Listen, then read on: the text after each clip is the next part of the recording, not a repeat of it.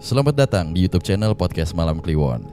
Sebelum mulai mendengarkan, silakan klik tombol subscribe dan nyalakan tombol notification. Jangan lupa untuk gunakan headset kalian dan selamat mendengarkan.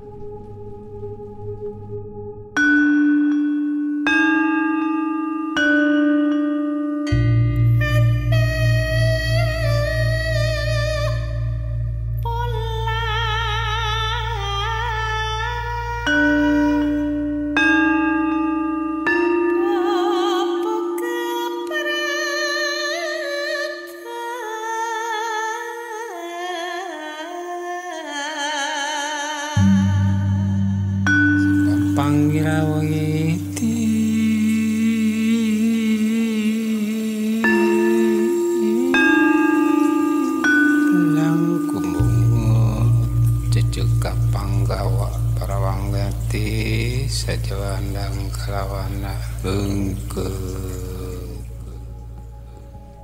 Assalamualaikum. Halo, Bang balik lagi. Bimo dan Bang Danu. Yums. Salam kenal, panggil saja saya Batwips. Apa? Bad Whips. Oke, ini username ini kali Ragnarok. Iya. Bukan yang golf apa? Apa? Dulu main golf online. Pangya. Golf lagi, iya ya, Pangya tuh golf ya. Di sini saya mau bercerita mengenai rutinitas penampakan atau gangguan yang saya alami di rumah saya. Anjing, jadi rutinitas nih bro. Saya bertempat tinggal di salah satu perumahan yang terletak di salah satu kabupaten Banjar, Kalimantan Selatan. Jarot nih. Angkanya. Pengalaman pertama tersebut saya alami sekitar tahun 2004 saat saya berumur 8 tahun. Bermula saat ayah saya membuat sebuah kolam ikan yang berukuran sekitar 2x3 meter yang ditempatkan di depan rumah saya. Dengan ornamen patung yang menghiasi dinding kolam ikan tersebut. Dan kebetulan kamar tidur saya dengan kolam tersebut benar-benar bersebelahan tembok. Sesaat di malam hari setelah beberapa minggu, kolam tersebut selesai diolah dan diisi ikan. Tidak ada hal aneh apapun yang saya rasakan, seperti pada umumnya suara gemercik pancuran air saja yang terdengar oleh saya dari kolam ikan tersebut. Next, sekitar 1 tahun berlalu, barulah nih, dan dimulailah beberapa kejadian yang sangat mengganggu saya di saat malam hari. Suatu ketika saya sedang tidur di malam hari, saya terbangun dan mendengar suara-suara seperti orang sedang memainkan air di kolam tersebut. Lebih tepatnya, seperti memainkan kaki yang direndamkan di kolam, kemudian ditendang-tendang layaknya orang yang sedang bermain di kolam renang. Kecepak-kecepak gitu ya. Gak seperti biasanya. Saya abaikan karena saya hanya mengira suara tersebut berasal dari ikan yang ada di kolam tersebut. Harusnya saya tengok nih. Kejadian itu berulang terus pada saat saya udah melewati di atas jam 1 malam. Dengan jangka kejadian yang tiap 1 atau 2 hari sekali. Nah itu tuh selalu bikin saya bangun tidur. Setelah beberapa kejadian tersebut, saya menanyakan dan menceritakan kepada ayah. Dan ayah saya hanya menanggapi cerita saja dengan, ya mungkin kamu cuma dengar suara air mancur aja nak sebenarnya. Nanti ayah kecilin deh aliran air mancurnya biar gak berisik. Ya udah, aku pun hanya bisa mengiyakan apa yang ayah bilang saat itu, layaknya anak kecil pada umumnya. Gangguan semakin intens dari hari ke hari, di mana suara orang memainkan air kolam ikan seperti biasanya lebih-lebih lagi nih. Dan saya akhirnya fokus dengerin. Suara tersebut berubah seperti air kolam yang hening. Tidak ada suara air kolam yang dimainkan. Gak seperti biasanya nih. Tiba-tiba muncul suara lain-lainnya. Saya terdiam dan kaku menatap ke langit-langit kamar. Ditambah dengan suara seperti orang menggaruk tembok. dengan suara yang berpindah-pindah. Saya rasakan dan dengarkan karena kolam tersebut hanya bersebelahan saja dengan kamar saya. Mulai dari posisi tembok ujung kaki hingga tembok ujung kepala, ini suara garuk-garuk kadang juga berpindah ke tembok bagian atas. Seakan-akan suara garukan tersebut berusaha untuk mendekati saya nih. Saya langsung berbangun dan lari ke kamar orang tua saya hingga badan saya terasa dingin dan berkeringat sampai-sampai harus dikompres air hangat oleh orang tua saya yang mengira saya sedang sakit saat itu.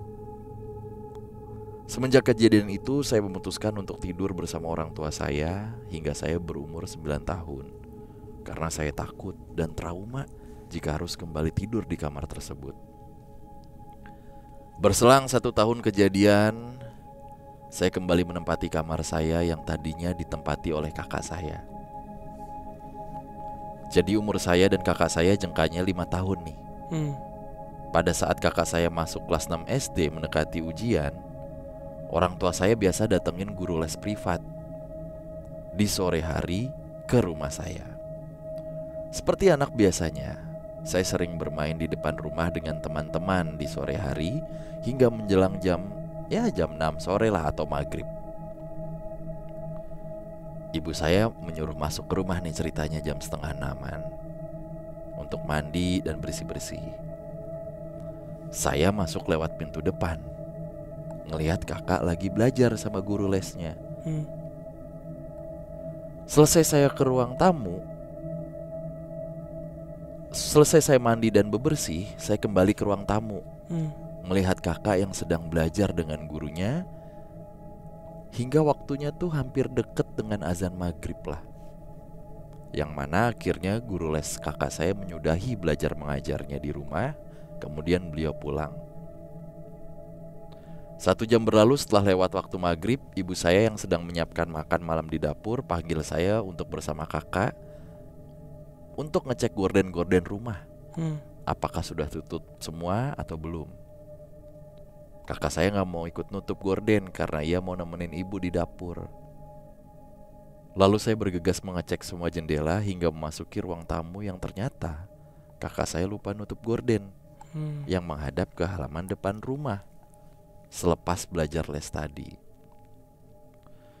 Saya nutup gorden dari kiri ke kanan, masih biasa-biasa aja. Saat beralih ke gorden yang di sebelah kanan, saya nengok ke depan rumah. Dan apa yang saya lihat? Saya dikejutkan dengan melihat guru les kakak saya yang saya lihat tadi ini sedang posisi jongkok di bawah pohon rambutan di dekat kolam ikan dan menghadap ke arah saya. Beliau mengenakan baju daster dan kerudung yang sama saat mengajar kakak saya sore tadi. Padahal sudah 1 jam berlalu. Apalagi sekarang hingga mendekati waktu isya nih. Saya mikir, kenapa belum pulang nih ibu ini nih? Padahal rumahnya cuma beberapa blok aja dari komplek yang sama.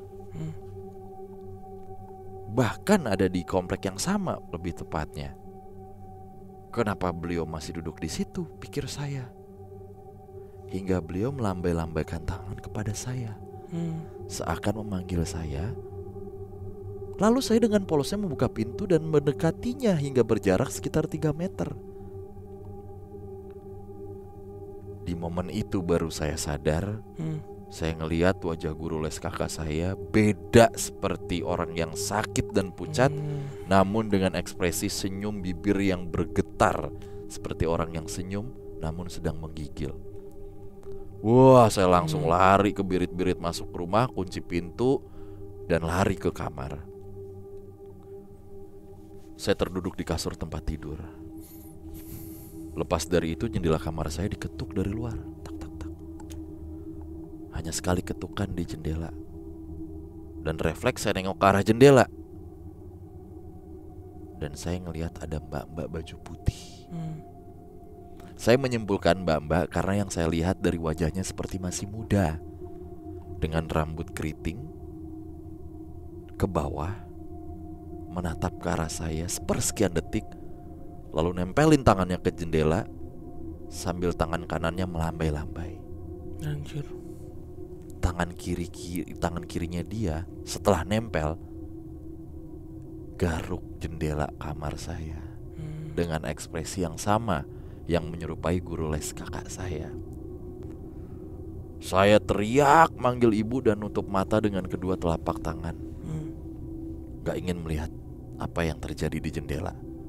Lalu ibu bergegas masuk ke kamar dan marah-marah mendengar saya berteriak. Kenapa berteriak-teriak malam-malam? Hei, dimarahi ya nanti kamu. Baju putih bu, baju putih. Sambil nunjuk ke jendela. Saya cuma bilang kayak gitu ke ibu saya. Ibu langsung nutup gorden kamar saya dan bawa saya ke ruang tengah. Kemudian saya diminumkan air mineral yang sudah dibacakan ayat Al-Quran oleh ibu agar tidak kenapa-napa. Sudah mulai terbiasa dengan hal seperti itu hingga saya menginjak di umur 13 tahun nih. Yang mana akhirnya saya sering melihat sosok wanita tersebut dan kadang juga masuk ke dalam rumah, terutama di kamar saya. Terkadang saya bangun tengah malam, sosok mbak-mbak itu berdiri di samping pintu kamar. Namun kini sosoknya udah gak lagi menampakkan raut wajah yang serem, tapi berubah jadi raut wajah yang kadang datar, kadang senyum. Menginjak dewasa di umur 20-an, lebih-lebih lagi saya udah mulai terbiasa banget melihat Mbak Dini berseliweran di depan dan di samping rumah. Kadang juga saya melihat Mbak Dini terbang melayang dan duduk di balkon atas rumah saat saya pulang malam sehabis bepergian. Alhamdulillahnya udah gak ganggu, tapi ya menampakkan aja. Sekarang setiap bepergian keluar dan masuk ke rumah, saya selalu membaca bismillah saat menutup pintu, agar jin ataupun makhluk halus tidak bisa masuk ke rumah saya. Sebenarnya selain Mbak Dini juga ada sosok nenek dan anak kecil yang biasa main ataupun duduk di depan rumah, tapi hanya sebatas di halaman teras depan saja. Nah, jadi patung yang dibangun ayah saya yang berada di kolam ikan lah yang menjadi penyebab datangnya dan menjadi tempat tinggal baru oleh makhluk-makhluk tersebut. Hal ini berdasarkan yang dikatakan teman ibu saya yang katanya ada kemampuan mengenai hal-hal tersebut. Ya saya gak ingin mempercayailah, namun saya memandang dari sisi syariat dan hukum dalam Islam aja, yang memang tidak dibenarkan ada patung yang boleh ada di rumah. Patung tersebut sudah saya hancurkan merata dengan tanah, karena ini memang dibangun di rumah kan. Namun sosok mbak, nenek, dan anak kecil masih ada sampai sekarang. Mungkin sudah pindah tempat, entah di pohon rambutan atau masih di kolam ikan. Tapi saya menulis cerita ini di tengah malam pun siluet Mbak Dini masih saya lihat seliweran di luar jendela kamar rumah. Saya tidak menyebutnya sebagai kuntilanak, hanya nama penyebutannya saja yang saya buat sebagai Mbak Dini. Sekian, terima kasih Bang Bimo, Bang Danu. Masih ada cerita lainnya lagi di luar kegiatan saya di rumah. Semoga masih ada kesempatan. Sukses terus buat Mawon. Amin. Dia beneran ini ya, tumbuh dan berkembang bersama si Mbak Dini itu ya. Iya.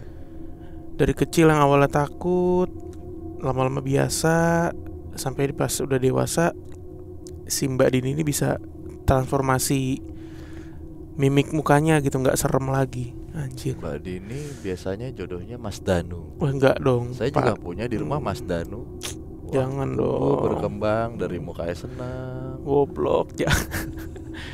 Ini kayak video yang anak kecil itu ya, yang viral, tau gak lu?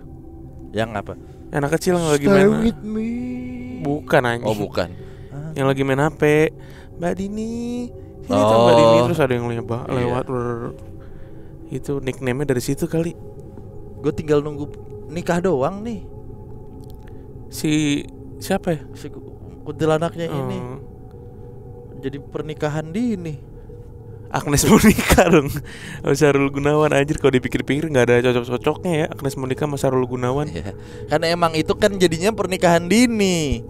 Iya. Seharusnya janganlah terjangkit. Jadi Oh, terjadi. iya. Maksud gue secara karakter tuh kagak kena aja gitu Agnes sama Sahrul Gunawan. Hampir kayak makanan apa ya, yang nggak nyetem gitu. Pizza sama kerupuk tuh nggak nyetem. Iya gitu. Sebenarnya Indomie sama susu. Tapi ada bro, ada. Bisa, masih bisa. Oh, kita mah apa juga dimakan, brother. Nggak bersyukur lo membeda-bedakan, Danu. Ih, Gua lagi kena. Ayo kalau begitu ayo dong. semoga Mbak Dini hadir di kamar kalian. Yo.